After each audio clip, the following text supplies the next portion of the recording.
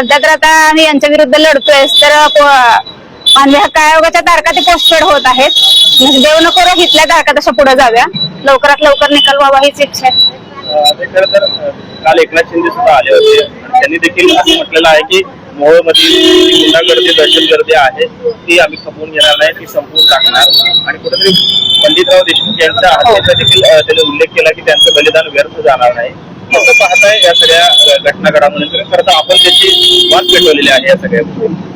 काल तिथेच की बाबा बंधन मुक्त आणि तिथल्या गुलामगिरीची साखळी तोडण्यासाठी म्हणूनचा एक कार्यक्रम तिथे आयोजित करण्यात आला. तिथं मला उपस्थिती म्हणून मला बोलवण्यात आलं होतं. मी तिथे गेले होते आणि बहिणींना निवेदन दिलं की लाडकी बहीण सुरक्षित आहे का भाई बघा. 1,500 रुपये आमच्या खात्यामध्ये देण्यापेक्षा फक्त बहिणीला सुरक्षिततेची गरज आहे. आज बहिणीला फक्त फॉर्म तुमच्या भरू दिलेला नाहीये, तिला त्यासाठी किती संघर्ष करावा लागलेला आहे आणि तुमच्याच होम डिपार्टमेंटनं आम्हाला व्यवस्थित तिथपर्यंत पोहोचवलं, त्याचे मी त्यांचे आभार मानले.